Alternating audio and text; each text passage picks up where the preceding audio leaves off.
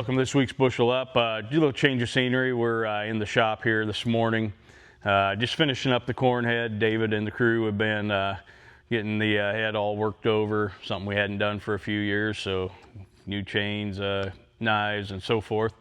But I want to talk a little bit about kind of what we're seeing out in the field. Obviously with the rain over the weekend, that kind of helped with some of those last irrigation decisions. Again, depending on your planting date, I'm not saying we're quite done yet. I never say never, but definitely helped that half-inch across most of the area.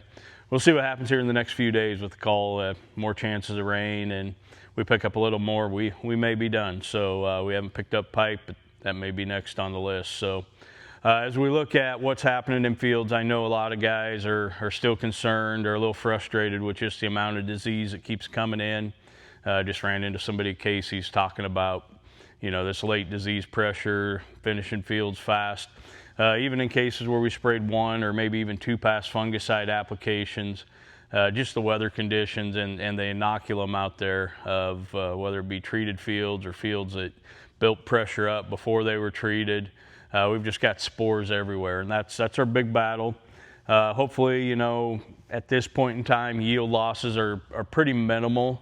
I think we've got stuff pushed far enough along that shutting plants down may take a little test weight, maybe a couple bushel. Big concern is harvestability, right? And that's what we got to be on our A game. We've got the corn head ready to go here, just got to oil and grease a few things up. But, you know, if you're going to err on the side of picking a little bit wetter corn, because we look a month down the road and we could have a lot of situations that that one windstorm could cause us a lot of trouble. So be out in your fields doing push tests, kind of understand what fields are maybe at higher risk.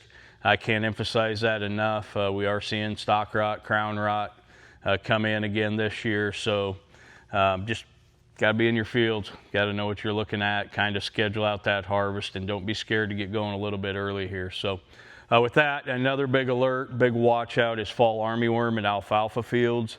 Got a couple reports. I was working with a guy over the weekend on a recommendation, and then I got some pictures last night down by Franklin, Nebraska, and then we had some fields up by Clark. So if you have that small patch alfalfa, you know, some of you guys are big production alfalfa guys, maybe you got some cattle, be looking at those fields.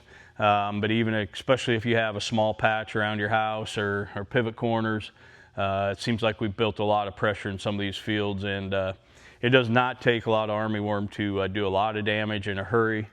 Based on the pictures I saw last night, looked like they'd already got a good lunch full, and they're hitting hard. So we want to be careful. We want to keep that growth on the alfalfa. Even if you aren't planning on taking another cutting, we got to keep that growth so we don't get the winter kill, have those damaged plants, and kill off our stands of alfalfa. I also know this is the time where we start putting in new seedings of alfalfa, so we got to be on top of them as well. Make sure we protect those as the threshold's much lower. With that, we'll just keep after it here. I know there's a few combines starting to poke around the countryside. Remind everybody to stay safe, slow down. It's going to be a long harvest, I have a feeling, especially if we start getting some of these rains mixed in. But that's okay. Take your time, and we'll talk to you next week.